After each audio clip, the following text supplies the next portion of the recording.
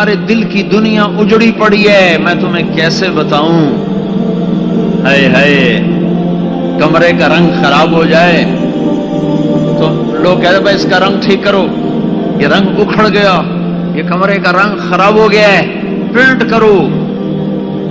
سبزہ ذرا مرجھا جائے، کہتے ہیں سبزہ پانی لگاؤ، سبزہ مرجھا گیا ہے۔ پھول کی کلیاں اگر وہ کملا جائیں، مرجھا جائیں تو مالک کہتا ہے اس کو پانی دو۔ وہ دل کی دنیا مرجھا گئی، دل کی دنیا کملا گئی، اندر میں ویرانے آ گئے۔ بہار کو گزرے ہوئے عرصہ ہی گزر گیا، پتہ بھی کوئی نہیں کب بہار تھی، پتہ ہی کوئی نہیں کب بہار تھی۔ ایک زمانہ تھا جب دل کی دنیا مرد عورت کی اللہ کی محبت سے آباد، بہار ہی بہار تھی، خزاں کا گزر ہی کوئی نہ تھا۔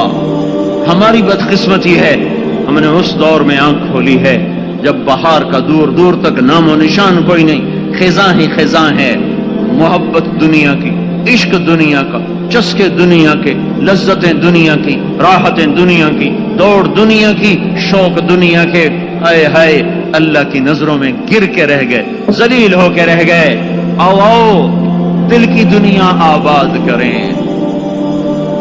چمن میں تخت پر جس دم شہ گل کا تجمل تھا، ہزاروں بلبلیں تھی باغ میں، ایک شور تھا غل تھا، کھلی جب آنکھ نرگس کی، نہ تھا جز خار کچھ باقی، بتاتا باغباں رو رو یہاں غنچہ یہاں گل تھا۔ میں تمہیں کیا بتاؤں، جس مالی کا چمن اجڑ جائے، جس ذمہ دار کی ایسی کھڑی کھیتی، گندم کیسے ہوئی کھڑی ہے، جس کی کھڑی کھیتی کو آگ لگ جائے اسے تو کوئی دوسرا بھی ہنستا ہوا اچھا نہیں لگے گا۔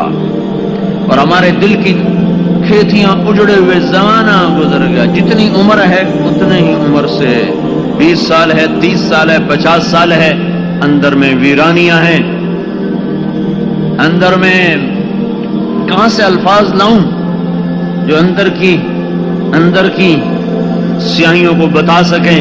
میں کہتا ہوں باہر نہ دیکھو، زیادہ شیشہ نہ دیکھا کرو، دھوکہ لگ جائے گا۔ اندر دیکھنے کی کوشش کرو، اندر جھانکو، اپنے اندر گریبان کے اندر دیکھو، گریبانوں کے اندر اپنے سینوں میں جھانک کر اس دل کے اندر کی ویرانیوں کو دیکھنے کی کوشش کرو۔ اب تو رات بھی نہیں آتی، رات کو بھی لائٹیں جل رہی ہیں، مسجد جگمگ کر رہی ہے، سڑکوں پہ لائٹیں، گلیوں میں لائٹیں، ٹوائلٹ میں لائٹیں، بیڈ روم میں کیسی کیسی لائٹیں۔ میں نے ایک آدمی کے ڈرائنگ روم میں ایک فانوس دیکھا، 25 لاکھ کا فانوس لٹکا ہوا، 25 لاکھ کا صرف فانوس۔ ہائے ہائے، ایسی باہر کی دنیا روشن، کبھی اندر جھانک کے دیکھا ہوتا، کبھی تھوڑا سا بٹن کھول کے اندر دیکھا ہوتا۔ زیادہ شیشہ دیکھو گے نا تو تمہیں اندر دیکھنا بند ہو جائے گا، زیادہ اپنے آپ کو بناؤ سنوارو گے تو تمہارے اندر کی غلاستیں تمہیں نظر نہیں آئیں گی۔ وہ کیا بد نصیب ہے جس کو ساری زندگی میں ایک سجدہ بھی اللہ کی محبت کا نصیب نہ ہو۔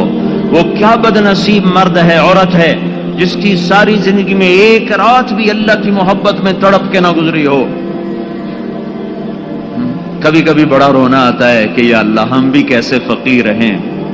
کل قیامت کے دن لوگ راتیں لائیں گے ایسی روشن، تیرے عشق و محبت سے بھری ہوئی، موتیوں جیسے آنسوؤں سے مزین راتیں، جیسے رات تاروں سے مزین۔ کتنے لاکھوں مرد عورت اس امت کے آئیں گے جن کی رات ان کے آنسوؤں سے تاروں کی طرح مزین ہو جائے گی۔ تارے کیا چمکیں گے جو ان کے آنسو چمکیں گے۔ جبریل نے ہمارے نبی سے عرض کی، یا رسول اللہ ہم آپ کی امت کے عمل لکھتے ہیں، آنسو نہیں لکھتے۔ آنسو یہ خاموش عمل ہے، آنسو کہاں ہم یہ نہیں لکھتے، یہ اللہ خود ہی لکھتا ہے۔ اس کا انتظام اللہ کے اپنے ذاتی کھاتے میں، ہمارے پاس اس کا انتظام کوئی نہیں ہے۔ اور وجہ اس کی یہ ہے یا رسول اللہ کہ مومن مرد عورت کی آنکھ سے ندامت کے آنسو کا ایک قطرہ دوزخ کے سمندر بجھا دیتا ہے، دوزخ کی آگ کے سمندر بجھا دیتا ہے۔ تو جو روزانہ روتا ہو، جو روزانہ روتی ہو، اس کا کھاتا کون کھول سکتا ہے؟ اس کا اللہ ہی کے پاس کھاتا ہے۔ کبھی کبھی خیال آتا ہے اپنی بے بسی پر، یا اللہ لوگ ہمیں عالم کہتے ہیں، تبلیغ والا کہتے ہیں، نیک کہتے ہیں، کوئی ایک رات بھی تو پیچھے مڑ کے دیکھیں تو نظر نہیں آتی جو تیرے ساتھ بیٹھ کے گزاری ہو، تجھے یاد کر کے روئے ہوں، تیری محبت میں تڑپے ہوں، تیرے عشق میں سجدے کیے ہوں۔